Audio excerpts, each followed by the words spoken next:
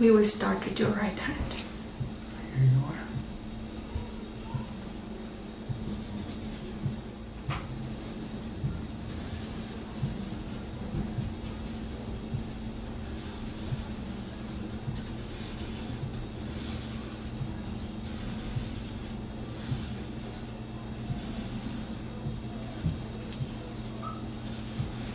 And you mentioned that you only want the glove up to your wrist. Yes. Okay. Very good. You can take your hand off. Your hair. Make sure there are no infestations. Make sure there are no baldness or alopecia. Okay. Next thing is your skin. So making sure your skin is nice, pink, and warm, which it is. Now let me see your nails. Very good. Make sure there is no clubbing or any other lesions on your nails. Making sure your capillary reflex is less than 3 seconds, which yours it is. Very good. Now I'm going to check your scalp. I'm going to be palpating here. Make sure there are no indentations or no masses, which yours is very nice. Very good. Now I'm going to check your sinuses. So I'm going to press on your sinuses. You tell me if you have any pain, okay? Do you feel any pain here? No.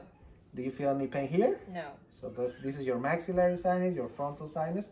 They seem to be very good. So I want to ensure that my patient is comfortable at the slit lamp. So chin in the slit lamp, head get all the way against the bar.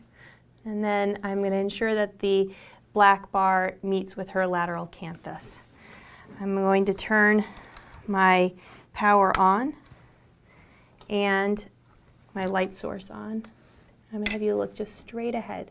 I've placed my filter on and I have a broad width of my beam, adjusting my pupillary distance. I'll swing my light source out and I'm just going to start by looking at her lids and lashes and conjunctiva. So if you can look to your left, please, and then to your right, and then all the way up. Good. You'll feel my finger on your bottom lid as I would just retract down, looking at her conjunctiva, and look down to your toes. Looking at her top lid, retracting up. And now look straight ahead.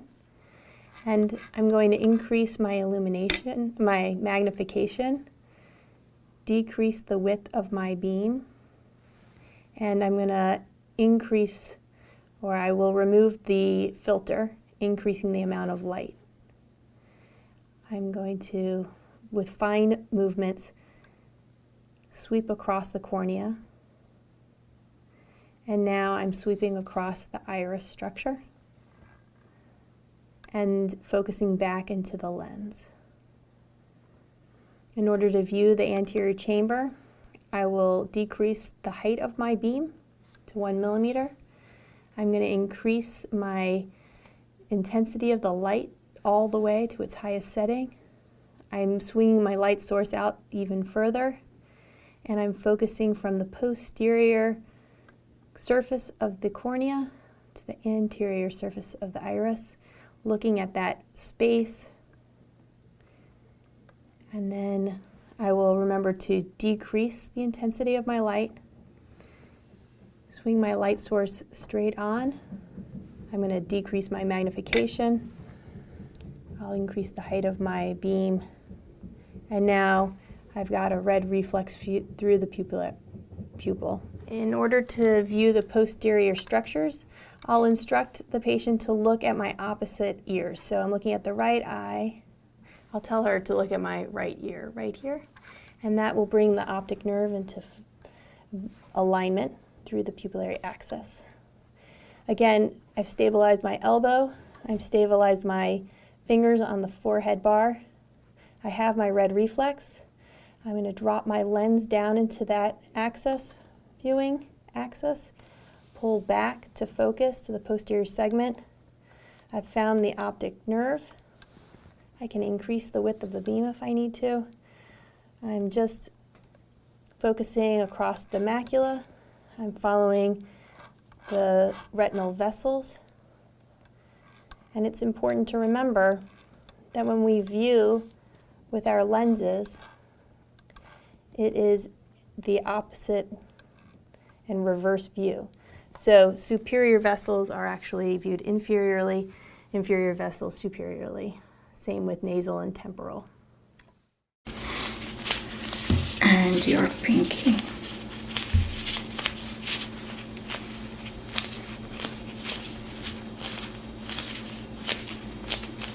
Okay.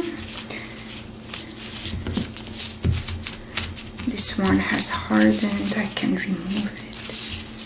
Okay. That's perfect.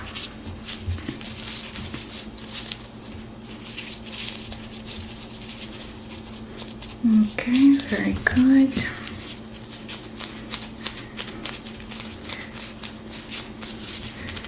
These three need a little more time to harden.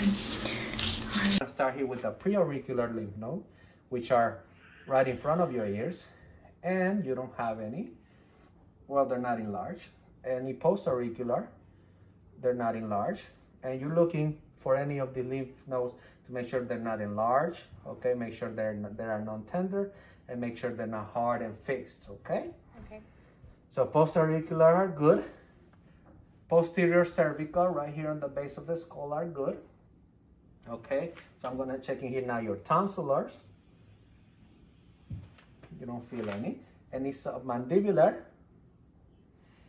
any submental, which are under the chin. Now I'm gonna touch here by your sternocleidomastoid. These are your anterior cervical. Very good. Now these ones you gotta press a little harder. Now supraclavicular, right here. Do you usually get a lot of loose skin around your fingernails? Yeah. That's because of the dryness. Does it usually hurt? Yes, sometimes. Sometimes it hurts. Do you apply lotion on your hands? Not there. Okay.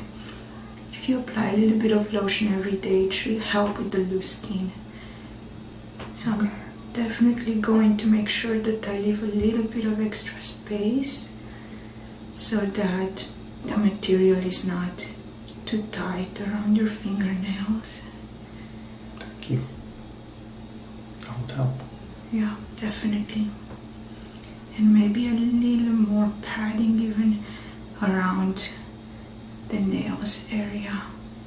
That should help with the loose skin. And hopefully it won't rub off on the material and cause you any pain. How long do you usually keep your nails? That's as long as they get. Okay, so that's pretty short. Do you get any bleed? Auricular, postauricular, tonsillar, submandibular, submental. Can I have you turn to the side? So this is the anterior cervical chain. This is the posterior cervical chain. Can I have you turn to the side, please? So this is the anterior cervical chain, posterior cervical chain. Have you look forward, please? This is the occipital cervical chain. And then now, can I have you shrug your shoulders? So subclavicular. So upon pop, turn to the side, please.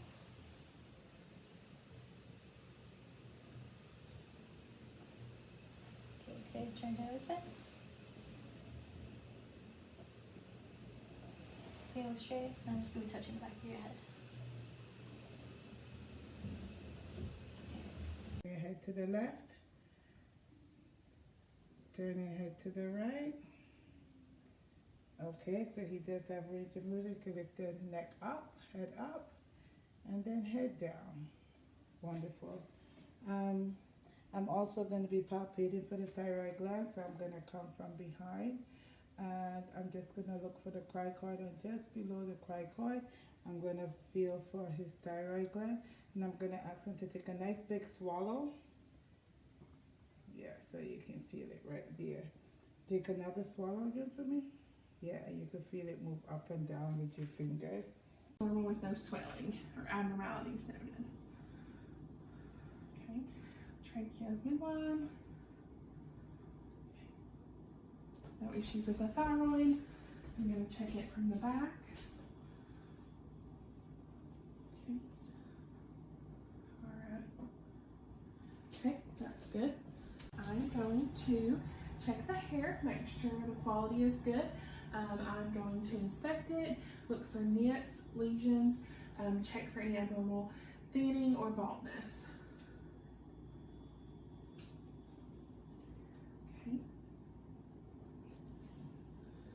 Okay, that looks good. Now I'm going to feel around of your head and your skull, make sure it's symmetrical and no lumps, masses, anything like that. Okay. Okay.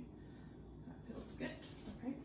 Now I'm going to Now I'm going to examine your trachea. I'm going to have you swallow for me if you would, please. Any pain? No way. Okay. And can you move your head side to side? Okay, back and front. Okay, full range of motion. Now I'm going to put my hands on your shoulder and you can resist while I'm doing that, okay? Okay. Alright, good resistance.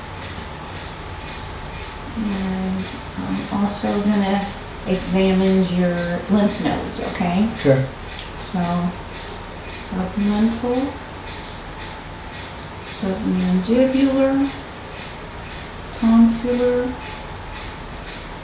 periocular, postocular, ocular, occipital, cervical, anterior, posterior, and supraclavicular. All right, sir. Thank you for letting me examine forehead area. Okay, this is your frontal maxillary or frontal area of your sinuses. This is your maxillary. Any pain when I do that? No way. Okay. Now I'm going to go to your Gagner 3 500 000 euros au loto, de quoi se laisser vivre. J'ai travaillé suffisamment et des fois pas très bien payé. Donc non, j'ai aucun état d'âme là-dessus. Hein. Cet argent, je ne l'ai pas volé. C'est un gain, c'est un gain. C'est tombé sur moi et je ne le regrette pas du tout. C'est très agréable. C'est très décontractant.